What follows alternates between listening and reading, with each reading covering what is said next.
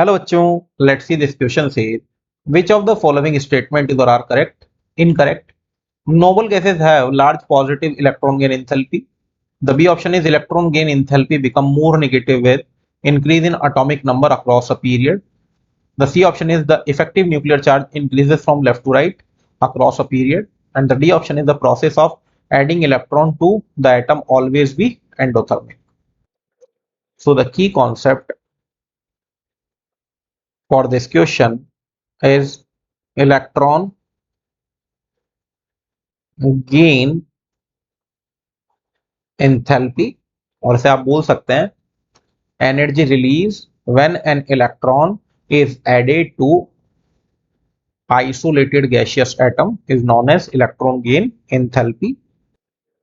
और अगर हम लोग बात करें from left to right in period,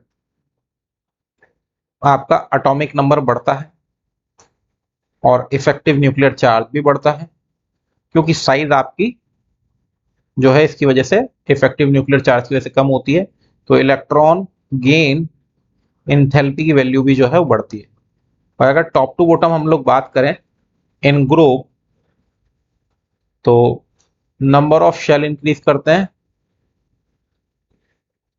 तो साइज आपकी जो है इंक्रीज करती है, दैट मींस कि इलेक्ट्रॉन गेन एंथैल्पी आपकी डिक्रीज करती है। ठीक है, तो अगर हम लोग लेफ्ट टू राइट जाएं तो सबसे राइट में जो है आपकी क्या है, नोबल गैसेज। तो इन केस अगर हम लोग बात करें नोबल गैसेज, जैसा हमको ऑप्शन में दिया भी हुआ है, तो ए ऑप्शन से हम लोग चेक करना शुरू करते हैं।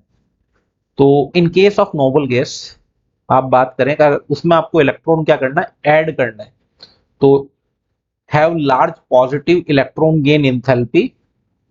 तो आप ये बोल दो कि नोबल गैस का जो आउटर मोस्ट शेल है वो कंप्लीटली फिल्ड है, तो वो नहीं चाहता कि उसमें कोई इलेक्ट्रॉन ऐड हो। तो अब आपको अगर उसमें इलेक्ट्रॉन ऐड करना है तो आप वो क्या करेंगे, एक्स्ट्रा एनर्जी उसको देंगे। क्या करेंगे, एक्स्ट्रा एनर्जी आप उसको देंगे। तो लिखें in case of noble gas,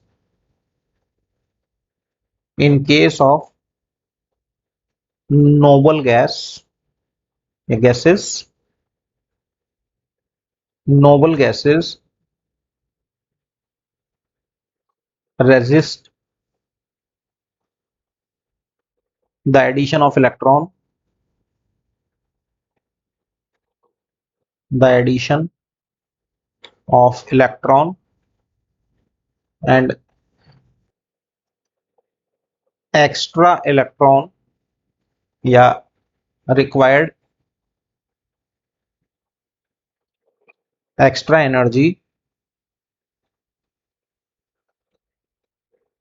ठीक है, required extra energy, ठीक है, to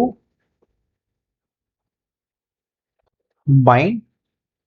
इसलिए आप बोल देंगे कि हमेशा किस फॉर्म में होगी आपकी, लार्ज पॉजिटिव इलेक्ट्रॉन हो जाएगी, यानी पॉजिटिव इलेक्ट्रॉन गेन एंथैल्पी हो जाएगी। इन जनरल जो है प्रोसेस आपका इलेक्ट्रॉन गेन एंथैल्पी का क्या होता है, एक्सोथर्मिक, क्योंकि जनरली एनर्जी रिलीज होती है, लेकिन यहाँ पे ये पॉजिटिव हो जाएगी। तो ये वाला जो है स्टेटमेंट आपका बिल्कुल सही है। Now checking to the B, बोल रहा है electron gain enthalpy become more negative with increase in atomic number across a period. तो आप लेफ्ट टू राइट जाएंगे इन अ पीरियड, Z बढ़ेगा, Z इफेक्टिव आपका बढ़ेगा, साइज घटेगी, इलेक्ट्रॉन गेन एंथैल्पी आपकी बढ़ेगी। तो बी जो है आपका वो भी क्या हो जाएगा, आपका करेक्ट स्टेटमेंट हो जाने वाला है। Now checking to the C, C के लिए बोल रहा है the effective nuclear charge increases from left to right across a period. तो ये बात तो मैंने अभी लिखी भी हुई है ऊपर, left to right in a period Z बढ़ेगा तो Z इफेक्टिव भी आपका बढ़ने वाला है। तो ये ऑप्शन भी आपका जो है बिल्कुल करेक्ट है। इनकरेक्ट ढूंढना है हमें लेकिन, तो ये भी आपका जो है करेक्ट हो गया। ठीक है, यानी कि ट्रू स्टेटमेंट है।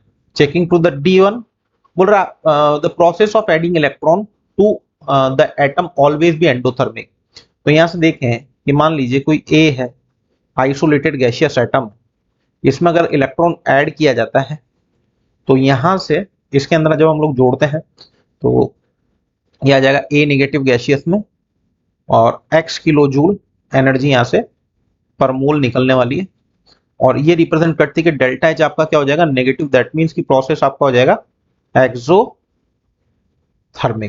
क्लियर है, तो एंडोथर्मिक तो नहीं होगा। तो यही ऑप्शन आपका जो है यहाँ पे फॉल्स स्टेटमेंट यानी इनकरेक्ट स्टेटमेंट है। So the right option is option D. Hope you understood it well. Best of luck.